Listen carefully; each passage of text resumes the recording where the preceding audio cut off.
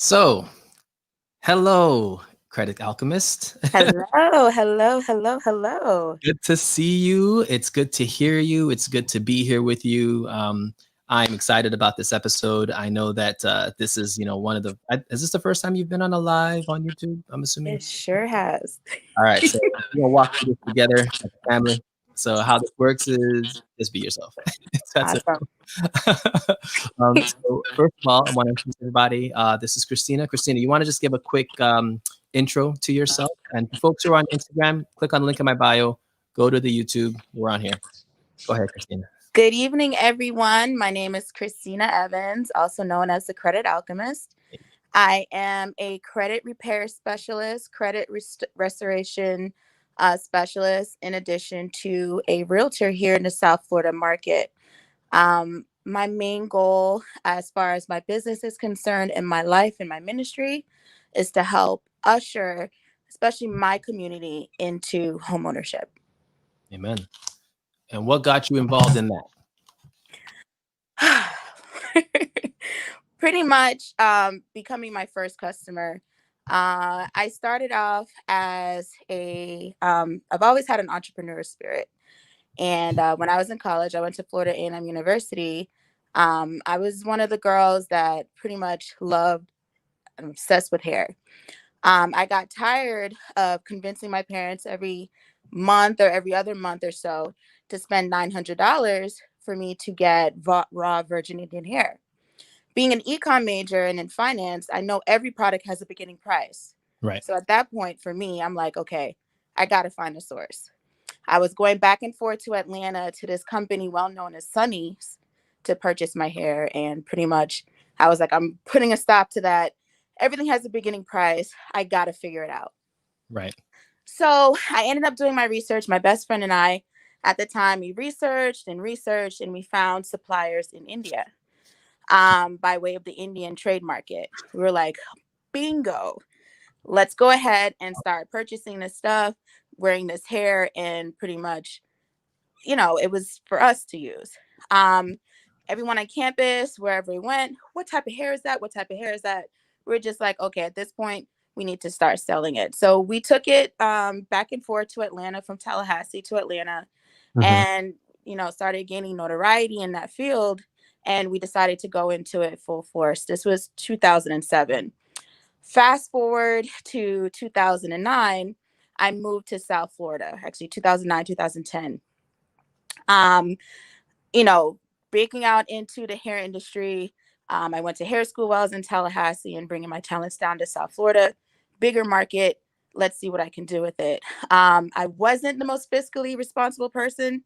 But at the time, I was just like, I know how to make money. I was doing hair in school. That pretty much took me to a different level. My parents are just like, you're never calling us for anything and you don't have a job. What's going on? Hair Right. is doing it. And it's a cash business. So we're constantly exchanging cash at this point. Okay. Moved to South Florida and ended up on the Terrell Owens show. At that point, I was on VH1. Okay. That very random how it happened, but God spoke it, and it took place. And this was in about 2011. Okay. At that point, my business catapulted. I went to the Bahamas. I made a huge amount of money in a matter of 2 days right before Christmas. And I took those funds and I opened up my first salon in Miami Gardens. It was a beautiful roller coaster. At that time, young entrepreneur, at that time, didn't really pay attention to credit, didn't pay attention to really, because it was a cash business and I was making $30,000-$40,000 a month Right. and using cash for everything. At some point, we have to go through something where God has to teach us or show us certain things. And, Valley. man, Go through the I valley. tell you, 2015, my husband and I, we were trying so hard to conceive, and it just didn't happen. So I took it upon myself to, pretty much be that aunt that took everyone else's kids on vacation, give them back. And at that point, that was it. I gave up on trying to be a mom. And we Okay. got a beautiful surprise, but it was definitely a surprise. I just did renovations to my salon, just purchased a vehicle cash, and just put down on a new body. Oh, you were living. Right? Minus child, you were living. You were like, hey, And minus child we're gonna and get this anything going. else attached to that. Yep. Let's do it. I was Yep. ready. Yep. When I say ready, ready. Ready. And God said, sit down. Mm. So literally the day, 2 weeks prior to my pre-op appointment, or my pre-surgery, that was my pre-op appointment, Hmm. I was told I was pregnant. Oh boy. How did you take that? Like when you heard that news, how did that, what was the feeling at that moment? Like, It was bittersweet. I was excited and disappointed all at the same time. yes. Again, I had just paid up to do lipo, transfer, everything of that nature. Right. But two things, either, one of it, God was probably saving my life. Mm. And two, I had to learn a lot through this journey. So at that time, I was just like, okay, let's do it. We wanted it. It's here. Let's go. Nice. Thought that was it. Go back to work. I'm a workaholic. I'm in the salon literally 24/7. And, me sitting down was not an option. Mm. I was just like, sit You're one down. of those. Yeah, you're my favorite kind of boss, the one that doesn't let me sit down because she doesn't sit down. Nope. Let's keep it going. That's it. But at some point, we have to sit down and really reflect and put things into proper perspective. And that was the scariest time in my life. I started experiencing subchorionic bleeds. And Mm. at that point, the doctors were telling me the only way to possibly, without a guarantee, retain the embryo or the fetus is I have to go on bed rest. How do Mm. you tell that to a hairstylist that that's all she knows? How does that work? Yeah, you're on your feet. Like, how are you on bed rest now? Yeah, that doesn't work.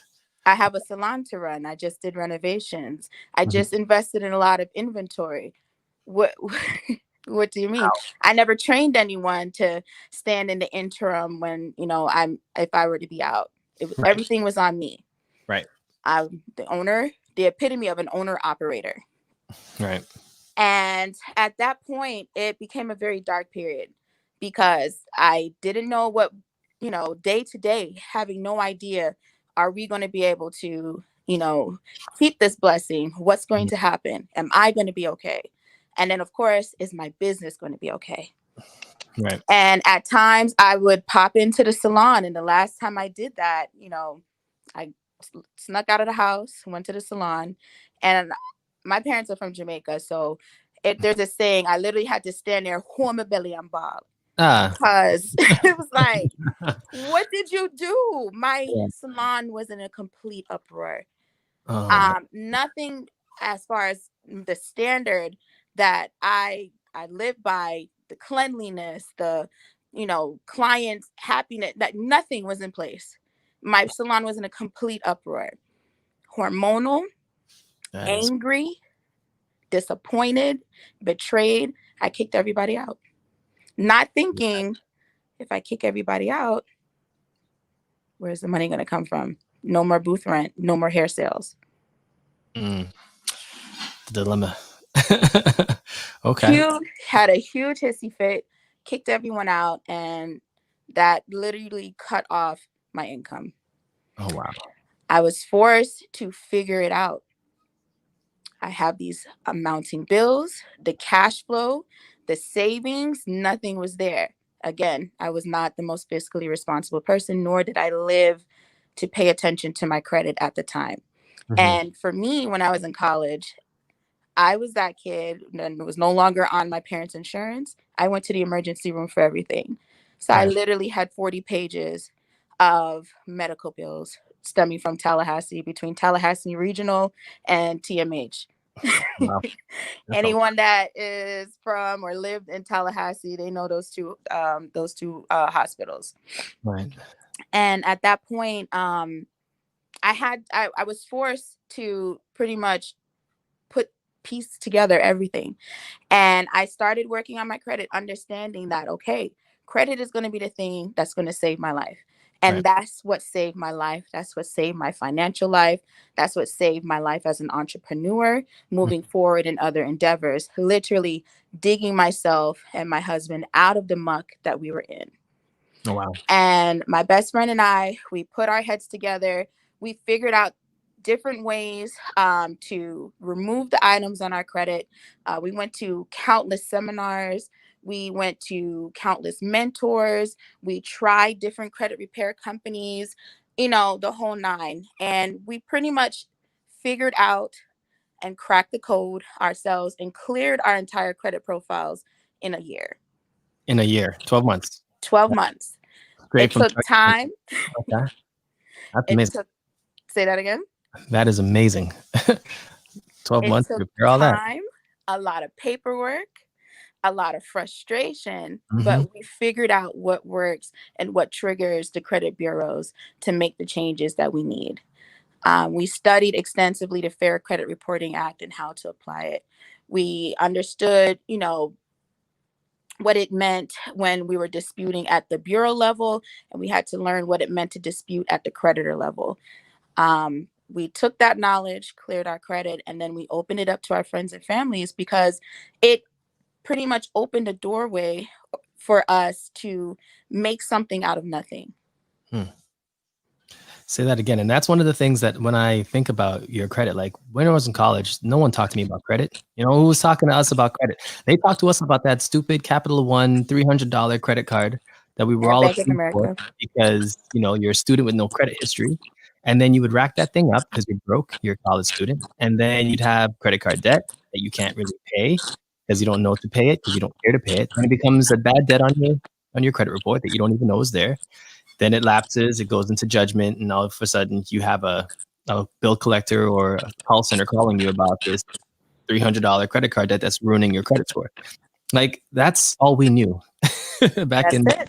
the early 2000s. So you had to go through, not that type of process, but something similar where you literally had to revamp every single part of your credit in 12 months. Like that is super impressive to me. So wow, yeah, go ahead. Like, There were items that we had to pay off and dispute off. Even though you pay a debt on your credit, just mhm, because you pay it doesn't mean that it will be removed. And correct. sometimes you can ask the debt collector to remove that item after payment. And sometimes it may skip a bureau Hmm. and it'll come off of Experian, and you won't see it reflecting on TransUnion, but it's still lingering on Experian, on Equifax. It might be And on so 1 yeah. so Okay. we had to learn that process. We had to, pretty much learn to budget and, live very strictly below our means. Mhm. So even if we could afford it, You we did. are on a mission. Yeah. I mean, it takes that. I honestly like, and as an entrepreneur, which you are, and as a businesswoman, I think a lot of folks don't realize the type of discipline that it requires to be in business for yourself. Like you have to literally live below your means, like on a daily basis just to survive because you're funneling all that funding into your business. I got a call earlier this week with a person who we're just helping, and the way we do financial literacy, relationships, and philanthropy, right? So we do one-on-ones. And we talk to folks. And one of the conversations that I had to like talk about my personal situation. I'm like, yeah, I'm really reinvesting into my business. Like literally every extra penny I have goes into that, which means that you're living on very little because you're applying as much as you can capital wise to your enterprise, whatever it may be, because the success or failure of that is on you, right? Right. So until it's able to give you that 6-figure salary, it's like you're going to be putting 6 figures into it possibly, or even more. Like that's what it might require, right? But the outcome, you got to kind of stick with it. So Delayed gratification. I agree. I see that whole thing, man. So yeah. Delayed gratification. So, I tell a lot of my clients, you have to balance your life. You have to balance yourself. And the most important factor with your building a business is building your business credit as well. Hmm. I heard you say a lot of, we get stuck in that mode where we're injecting a lot of Hmm. our own capital, our Own hard savings, working, yeah, hard-earned dollars. sinking our savings into a business, hoping and praying that it'll yield a return. Mm-hmm. I had a mentor sit me down and like literally tell me every single successful business utilizes OPM, Mm-hmm. Other people's money. other people's Oh. money. That will give you the leverage you need to take your business to the levels that it needs to go without depleting your safety net. Mm-hmm. And that is key because a lot of folks don't really know about OPM. And if they do, they don't know how to get OPM. So, Or they're trained to be afraid of it. or they're trained to be afraid of it. Another one. Hello. And that's awkward. Because that's kind of what it is. Like you're afraid to even go that route. And if you don't even have business credit, if you don't know how to even get that, there aren't people don't really teach you how to get business credit and how to actually let your business's credit scores go up. They don't really teach you that. That's something I had to learn from another, entrepreneurial, journey of my own, of all of that, how to know where that score is and what impacts it. Like it's a whole different lesson. A whole different world, but Mhm. the knowledge is invaluable. That's a whole fact. So tell me now. So now that you have kind of given us the backdrop of, your story, how you got to, this place in your life where it's like, okay, you just repaired your credit, everything is good to go. And then now you are doing what with all of that setup? So where does that take us to now, the present day, where we're here now? What is the finished version? What is this, Chris? What is this Credit Alchemist?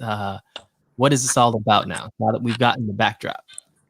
So, because of my experiences and knowing and understanding, being at feeling a high and being at the lowest of the low, even while I was repairing, or once after we cleared our credit reports, we went in and we started helping family and friends. Because again, that feeling of not having that weight of a 5 or 4, 300 credit score on your shoulders is so freeing.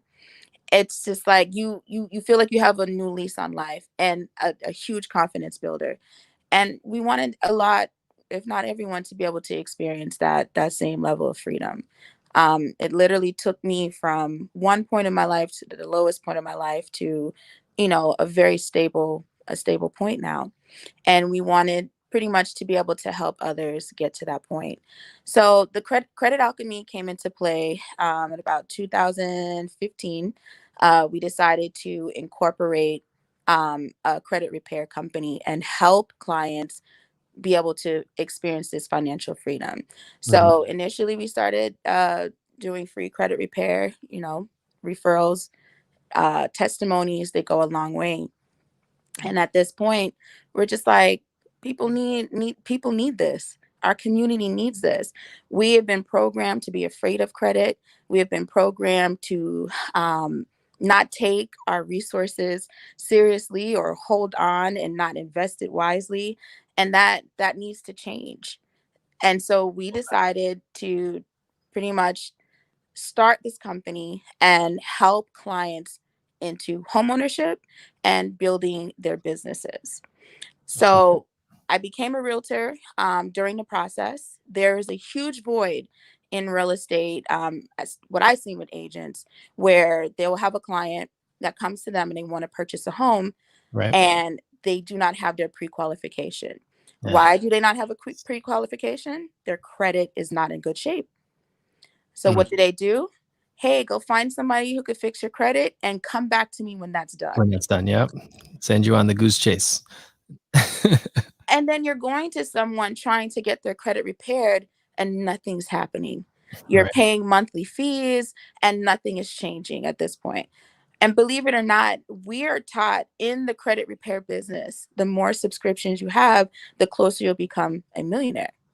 And so they drag that process out. So this is why you see Lexington Law and all these different other companies charging these monthly fees, because Right. that's the fastest way to pretty much make revenue. And the longer they keep you in the program, guess what? The more money they make. Mm-hmm. So you'll see things come off, but it's in a slower period of time. That's a damn shame. And that's I think, and the fact that you're doing what you're doing, and this is why, I'm so happy that we have you as a guest tonight. When we talk about, the journey of being an entrepreneur, when we talk about financial freedom, when we talk about, giving back philanthropically, you kind of encompass all of those things. The only thing we haven't talked about is relationships, and I guess we can go into that afterwards. But for our motto at the Way, like, we literally want to provide knowledge and information around the subjects of financial literacy, philanthropy, and relationships. And to me, that is kind of one of the beautiful things about your story. You're finding a way to contribute to society by giving back, as well as having a business that's thriving and able to be an active participant in the game of entrepreneurship.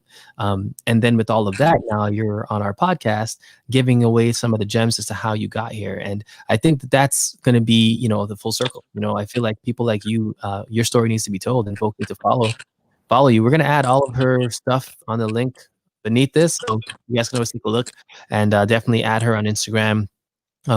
Hit her up, check out her content. She's on Clubhouse as well.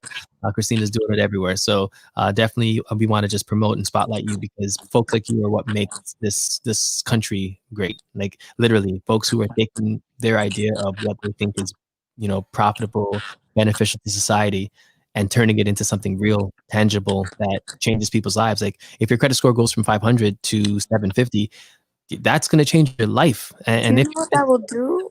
listen, like, that's I'm telling you right now, when I bought my house, I'm so happy that my credit was good.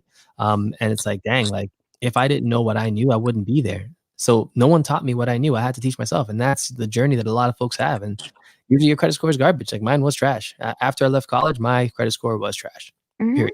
Because I didn't care about it. I'm like, what do I need credits for? We don't learn it in college. It's not something that is taught in the course. Nothing. Taught nowhere. You're kept in bondage. But definitely being able to help usher people into homeownership, that is my main goal in this life. I know, like I said, I know what it feels like to not be able to look to the right and to the left and have questions that, I need answered. Right. I know what that feels like. And there's a lot of people out there that are just clueless. And so I make it my duty to walk my home buyers throughout the entire process from start to finish.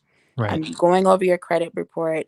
I'm taking you, and you're going to have a private conversation with a mortgage broker and one of our underwriter partners.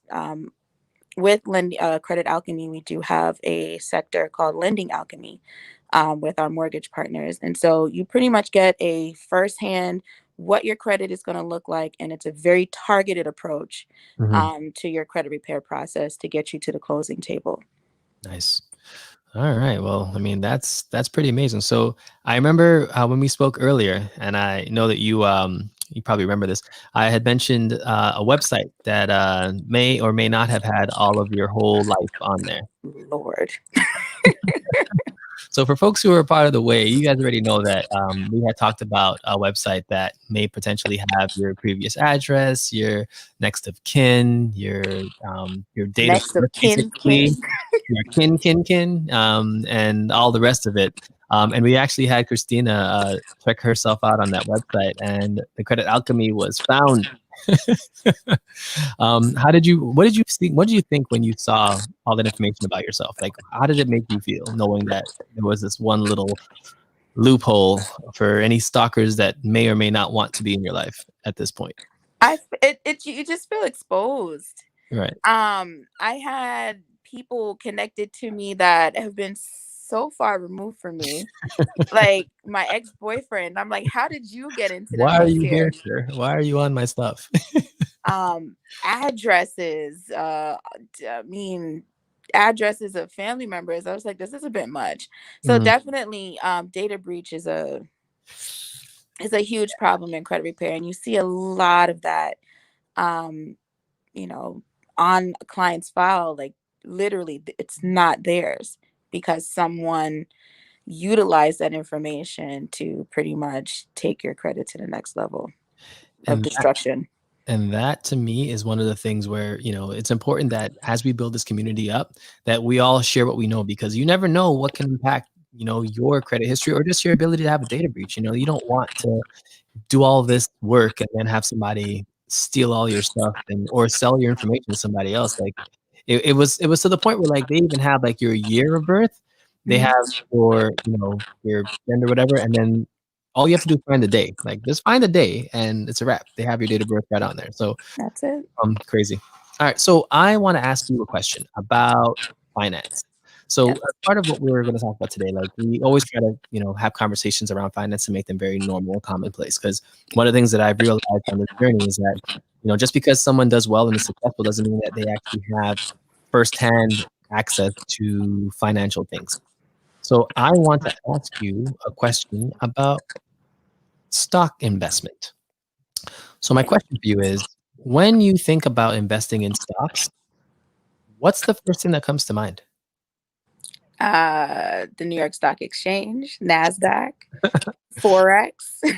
You're going straight into the main heavy hitters, right? Do you Mhm. ever think about the economy when you think about investing in stocks? Definitely, the economy, the state of the economy dictates what's going on in the stock market. Mhm. When we see the economy take a dip, or something it's unraveling, you'll see days where like everything plummets. And you're like, whoa, Mhm. what's happening here? Mhm. So what's going on in the economy, what's going on with society definitely dictates what's going on in the stock market. And that's the fun part. And so, like you just mentioned, an example of when the market's going down, and you're seeing your values just start dipping. The first reaction that most people have is Pull to out, pull out. it's so like intuitive, just saying, hey, the value's going down. Let me just pull my money out before this thing gets to the bottom. I may be able to save a few pennies to rub together after this whole thing's done, and then I'll put my money under a mattress. Buy That's more, buy more. That's what they should do. Listen, but I mean, we need to talk about that. Why is it that only you and I know when the market goes down that that's like Bloomingdale's having a 90% sale? Dive in.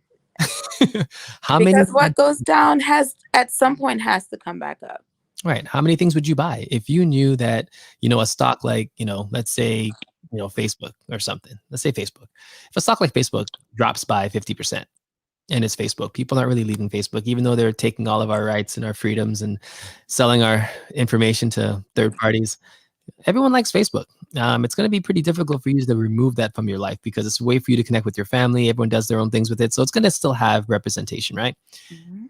If Facebook's stock price drops by 50%, I would buy as many of those shares as I can afford because I'm sure that why it dropped isn't the reason why it's going to stay down. And Correct. I think that type of logic is kind of what we need to continue to promote. Like, and we promote that on this channel all the time. Like, if you see a stock go down, just remember you still own that share.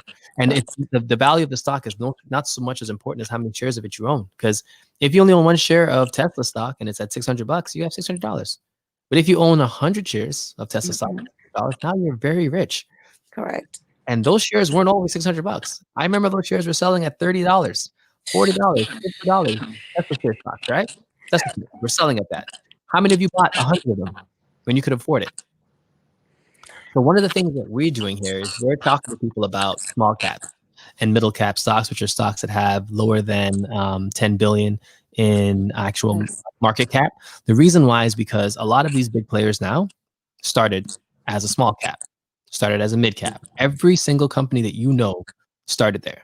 Correct. And now, depending on how successful they were, like Amazon and everyone else, those stocks could be anywhere from $2,000 to $3,000. The name of the game isn't necessarily buying Amazon now. It's like buying Amazon before it became Amazon. Correct. Were you in the market, right? So I guess what would be your one stock that you may have missed on that you were like, dang it, I was looking at this and I wish I had invested in it back in 2007 and I didn't. And now it's like out of control. I can't even invest in it now. It Is there was a stock by like that? Microsoft right before Microsoft split. Okay. I remember when my friend Janelle, we were talking about it and we were trying to figure out to get our parents to buy it. And especially my dad was just like, me not believe in them foolishness now. Don't worry about it. And I'm like, why?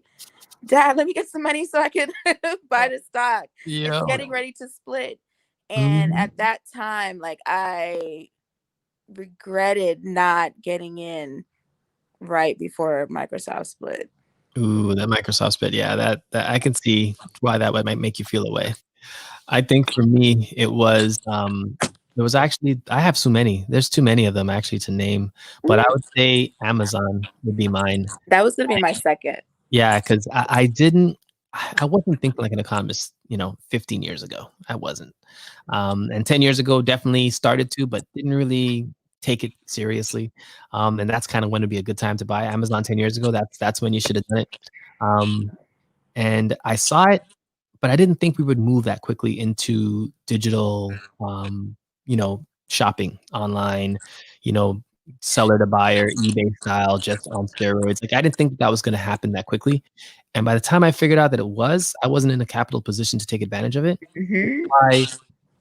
I really want to stress to everybody, like, I don't care how much you know about stocks.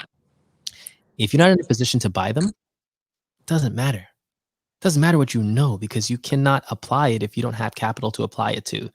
And I think with the Microsoft example, the Teslas of the world, the Amazons of the world, if you have a proper savings portfolio where you have you've saved your money in a systematic way, maybe 10% every paycheck or whatever, when those stocks come around as small cap, that's your time to literally just take a bet and say, hey, I'm going to get 100 shares of Amazon.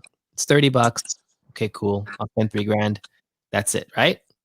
If you had gotten 100 shares of Amazon for $3,000, oh my God. Totally different mindset, totally different country. Yo, listen, I'd be very comfortable right now. I'm comfortable, but I'd be very comfortable now. Good. Yeah. So that's where I want people to go. And I think once you get your credit right, as part of your, developing yourself to be in a position to buy stocks, the next step is literally finding out what to invest in. So I'm going to share some stocks with you, and I want you to tell me if you know anything about them. This is for my listeners here who I know I'm going to share with them a portfolio that I've been building together. Get my laptop ready. Oh, you getting your laptop ready? Oh boy, here we go. Laptop ready. Jesus. Correct. Okay, so let me pull up my stocks app, because the beautiful thing about having a Mac be your computer of choice is that you can pull up all of your apps, which is fantastic. So let's go to our Finder. And normally you do this before you do all that, but whatever, it happens. Can't really. Where's my notepad? Is your notepad? Trying to get your notepad? All right. So here's a portfolio that I put together. And this is what I'm rocking with right now. I'm going to share my screen here with the folks. Let's get ourselves in a share screen position. Okay. And the Chrome tab. We're going to do this one. Share. Boom. All right. So you guys should be able to see my screen. All right. Cool. All right. So I know the Tesla's up there. That's just because I like them. Nothing besides that. But okay. So the first stock that I'm going to share with you guys is this one. Sure, none of you have ever heard of this company before. Oh, I went too far. Orbital? Mm-hmm. Yep. So I'm going to expand this window, and I don't know what this looks like on your screen. Christina, how does this look like on the screen? You can see it, so I'm pretty sure I can't see the screen right now. Oh, yeah, I'm good. It's a full thing, right? Okay, cool. All right. So Orbital is a company that I had followed for about a year. Okay. They are known for being in the biofuel industry. But one thing I want you to look at, we look at this chart, right? You're going to look at two things. You start over and you look at what they've done. I always go for the 6-month chart. So the first chart I ever look at when I do this is I look at the 6-month chart, because I want to see over the last, half a year what this thing's done, right? So you can look for yourself and you see, okay, this thing was floating. In August, it was 61 cents, 57 cents. Oh, wow. 49 cents, And again, this is what I mean by investing in economic ways, but also looking at small cap and making sure that you're moving with them. This company's market capitalization right now is 189.63 million, 693 million, right? Market cap. You see it right here? Mm-hmm. It already tells you that it's under 10 billion. So we already know that it falls in line with our staying small cap. Okay, cool. The next thing I want you to look at is performance outlook. So they're saying that this stock in the next 2 to 6 weeks, it has a positive short-term, positive middle-term, positive long-term outlook, right? Nice. Let me give you the profile so you can see what this stock's about. Because again, on this podcast, we're going to give you guys actual stuff. Forget like we're going to tell you stuff because you need to know. So Orbital Group engages in the design, installation, and commission of industrial gas sampling, measurement, and delivery systems for energy, power, and processing markets in the United States and the UK. It also provides engineering, construction, maintenance, and emergency response solutions to the power, utilities, and midstream markets. In engineering, procurement, and construction services in renewable energy industry, the company formerly known as CUI, which is when I started following them. I followed CUI, not OEG. So they were used to be CUI. And then they bought Orbital and decided to merge their names. Was founded in 1998, based in Houston, Texas. Orbital Energy Group, governance, da da da da. So this company basically, their claim to fame was that they started providing renewable, sustainable oil solutions to a water plant, and basically provided renewable energy to the water plant in the UK, right? That's how they started. So they realized that they can turn renewable oil, renewable biofuels into energy, and now they're taking that show on the road.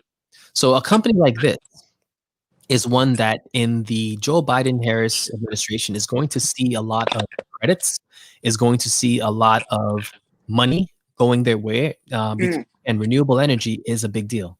It always is a big deal. And what I want you all to know about this company, specifically this, you can't always buy a stock when it's at $2,000, but you can buy it when it's at 53 cents, can't you? Correct. So Christina, if I said that this stock, if I told you that you could get on this stock before it happened, let's say we talked in August, right? And I'm like, hey, Christina, there's a stock. It's 57 cents right now, but I'm telling you, it's going to pop. How many of those shares would you buy at 56 cents? Just at 56 cents? A share, yeah. At 56 cents? Like 304. You better start with 56 thousands. cents? You better start with the thousands and work your way up. Yeah, like maybe like 1,000 shares or more. So like that's what I mean. Like, and imagine now if you had 1,000 shares of this stock, right? And you spent $500 for it, right? Or if you're $570 for 1,000 shares, cool, 57 cents. That stock went from 57 cents to $4.10 in the span of 2 months. Cheese and peas. That's where I want our investors to be at. Like, I want y'all to be in a space where you're looking at the way the economy is moving. You're looking at companies that are providing those types of solutions and getting them before they become the $20 and $30 mid-cap stocks that they're going to grow into. You know, you can make your millions off of small caps growing into mid caps if you're in the right industry. Another industry that's doing that is the cannabis industry. You know, again, there are stocks in the cannabis industry that we are following. So this is the first one. So everyone, OEG, that's my gift to y'all. It's pretty cheap right now, and I think that, you know, this is a long-term buy. This is not something that you're looking to have pop in the next, you know, 3 months or even 5 months. But over the next 2 years, that price will go from 4 to pop maybe 18 or 20. Right. From there, it might go to 45, just because it's going to take about a couple of years for them to kind of ramp up their deliverables and for them to actually take advantage of those credits that the government will give them. Because the Biden administration is going to take probably 12 months to get those laws enacted that are going to benefit this company. And when that happens, they're going to be in a good position. So that's I've already made a lot of money on this. So I was just going to ask you, that was my next question. Did you purchase them at 57 cents? Yep, I did. Actually, I bought them at 77 cents. And I'm enjoying that. Funny story, actually, one of my siblings, I actually had them invest $250 into this stock when it was like, I don't know, I think it was like 79 cents, 78 cents, something like that.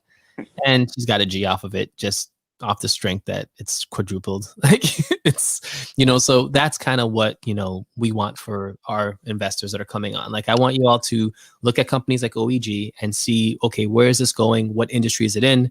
Is there a potential for this thing to pop? And if it is, can I get into it at a cheap rate or cheap cost?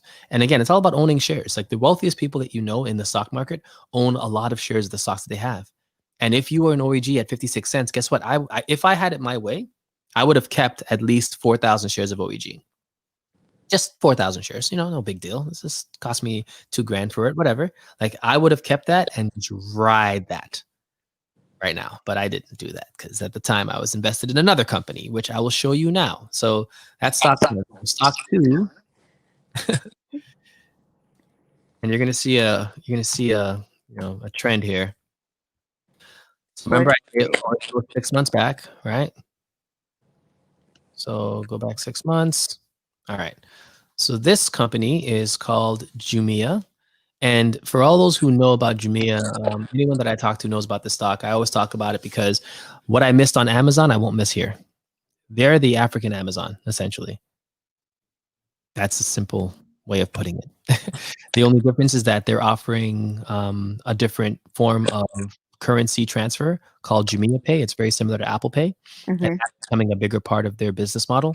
So, with that becoming a part of secured money transferring in a place that's developing like Africa, it's going to be it's sort of like a revolutionary thing. You're allowing folks to not have to worry about getting robbed and all those things. Like they're literally able to transfer funds to buy goods and services without having to worry about having cash on them.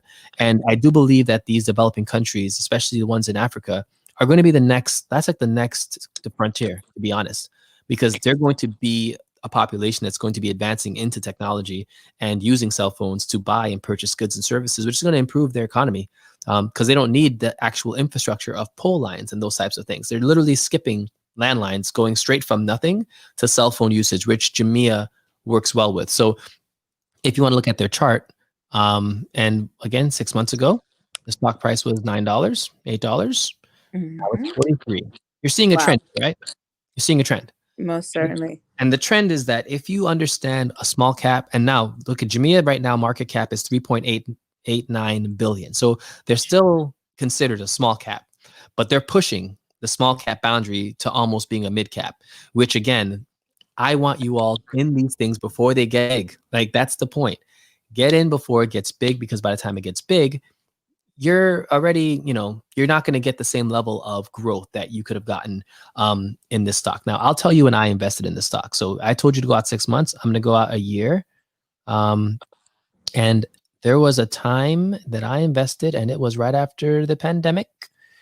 All right. Nope, this is not it. Let me go further back. 1 year. Okay. So, Christina, you follow me here? You see this? I'm looking. All right, so I invested in this stock back in March 4th, I believe, March 9th. Okay, somewhere around here. 283. Yep. I got in. Okay, here it is. March 16th. On March 16th, I started putting every penny that I had into this stock. That's when it hit its all-time low. And I was following it, watching it go down, down, and down. And I was actually buying it from before March 15th. I think I started buying March 3rd. And I literally started dollar costing in. Every day I'd buy another 100 shares, 100 shares, 100 shares, 100 shares. Oh, and wow. I ended up with 1,000 shares of JMIA under the price of 248. So I think my average cost of share was like 260 something. So I bought it all throughout here from March up until the 23rd. I think before it got to 3, I stopped buying. So now, if you knew to buy JMIA stock, right, on March the 23rd, let's ask the economy, the pandemic is going crazy. How many shares would you buy at $3 if you knew? If I knew at that time, I probably, and now it's at what, 43? Mm-hmm. I would have gone for at least 500 to 600 shares. And how much would that be right now? Let me do the math on that. So 500 to 600. Are you doing it right now? Okay, you do the math on that. Let me pull up my calculator. If you had 500 shares of JMIA. Okay, you said March. I probably would have done that probably like around June. So roughly you would have had $23,000, roughly $22,000. 2 times 500. That's 1,000. So just do 500. Do 500 shares times $43. Oh Lord. Times 42. That's $21,000. There you go. That would have been in your account off your 500 shares, right? And that's kind of like, again, that's a win to me. When you're doing things like that and you're winning that way, that's what I want for everybody. And they're a small cap stock that, again, this is what you look for. You look for companies that have the potential. Now, if you've seen what Amazon did, right? The only difference between Amazon and JMIA is time. It's the only difference. Right. Amazon used to be at $43, and time took them to over 2,000, easy. Mm-hmm. So if this does the same thing, and I would ask you 10 years from now, how many shares of this would you have bought at $43 if you knew that it was going to raise to 2,000, right? Way That more. that's Now go ahead. it shows the performance outlook that it'll level out at some point Mm-hmm. And within 9 months. yep. And then the long term is going to be lateral, right? Mm-hmm. So when I first invested in this stock, all of those three numbers all said negatives. Gotcha. So these indicators, again, they're based on, research, what folks' opinions are. But I'm basing my information on what I think the stock will do based on what I know about the economy, right? So the African economy that this company is moving into isn't going to stop using it. They're not going to stop using this. So if their usership goes down, then I would say, okay, let's look at that number. But as long as more people are coming online, getting more cell phones, getting more access to mobile devices, being able to buy things the way we buy things on Amazon now, it becomes the way of the actual country. It becomes the way that you shop. Look at America right now. We shop off Amazon. Everybody shops off Amazon. If I want I to buy food, purchased from Amazon like 4 days straight hello, hi. this week. My wife has stuff every single day. I'm wondering if she works for Amazon because there's always a box here with her name on it from Amazon. Some guy throwing a box on our porch. I'm like, what the hell? That's what happens. When you realize how convenient it is, that's what happens. So what's happening with them? Their usership is going up every single quarter. Every quarter, they're having more users on their network, on their platform. That's all I need to know. I don't even care what the hell they're doing. Anything else outside of that doesn't matter to me because I know in business, if there are more people using your service will be worth more money. You will be generating more revenue and your company's stock price will go up. That's just generic, basic business, right? So until I see their usership go down, I'm going to invest in this heavy because it doesn't make sense to pretend like it's not going to be a big deal. It's going to be a big deal. No ifs, ands, or buts. So we only have time for one more. Christina, can we give you one more? Yes, please. Oh my goodness, I got to give you one more. All right, okay, hold on. All right, so this is the last one, and this is the one that has actually killed it this year. And again, we'll do the same thing that we always do. So we pull it up, go to the 6-month chart. Plug power. And 6 months ago, okay, 6 months ago, the stock was $8. You see a trend? Beautiful trend. Sheesh. All of them show the same darn things, right? Now look at the performance outlook. Granted, this one's saying short term is high, middle is level, long term is high. Okay, cool. But I'm just looking at the graph, just looking at the chart. And the chart tells me, and again, knowing what plug is about kind of gives you a better understanding as to why this is happening. So let's go into it. Every time I do this, we go into the 6 month, we look at the chart. Does it look nice? Okay, cool. Go to the profile and take a quick read on the profile. And what it says is Plug Power Inc. provides hydrogen fuel cell turnkey solutions for the electric mobility and stationary power markets in North America and Europe. It focuses on proton exchange membrane fuel cells and fuel cell processing technologies. I'm going to stop right there. Actually, I'm going to read one more line. Fuel cell battery and hybrid technologies. That's all I need to read right now. We all know exactly where this country is going when it comes to green technology, right? We all know that, California, for example, in 2030 is going to have all electric cars. No gas. So anyone that's in the production of electric parts for hybrid or anything in that nature is going to see an uptick in business revenue because they are in the right industry at the right time with the right administration. So what I'm thinking, and this is just my long-term approach, is I want to invest in companies like this before they blow the hell up. Now, we talk about small cap, middle cap, large cap, right? So what are they? What are they? We already have our little thing. We want them to be under 10 billion, right? They are not. They're at 29 billion. These are considered large cap. Okay? And that's fine because I'll tell you this, they weren't large cap up until this year. You know what I mean? Like their capitalization is a basis of their stocks outstanding and the stock price, right? You just saw that 6 months ago, this stock was worth $7. $7 doesn't give you a market cap of $29 billion. It doesn't do that, right? Because all I'd have to do to figure out what this was before, do me a favor, divide 62 by 7 times 7 is 9 by 9. What is that? 62 divided by 9. We're looking at 6.88. 6.8. So we're close. So okay, it'd be by 8.5. All right. So divide 29 So divide 29 by that same number, by 0.87. So 29 divided by 0.87 is what? 33%, or 33.33. I want to do this differently. Multiply 29 by, because I want to divide. No, I want to divide it. What I'm trying to find is what its market cap would have been if the stock price was 7 times smaller. So I would divide 29 by 7, essentially. Okay.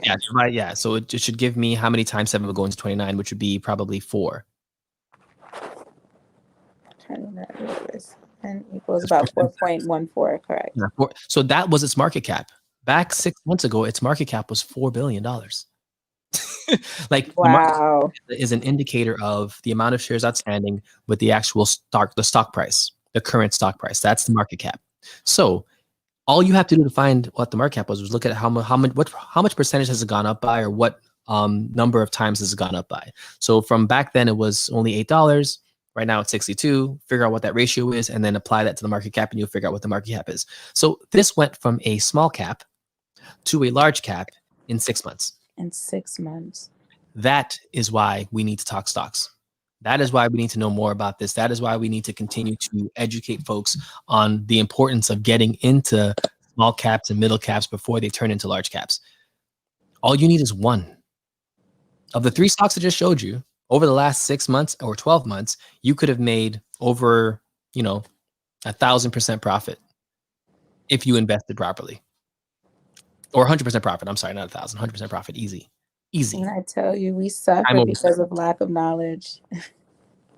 So that's the 3. I don't have enough time to give you more, but well, maybe next time, you will definitely give you more. So I want you, Christina, just plug yourself real quick. We're going to wrap this up. I don't like this going over an hour because folks kind of look at that time and like, oh, it's over an hour, I can't watch it. But if it's 59 minutes and 59 seconds, they're like, oh, it's only 59 minutes, I'll watch it.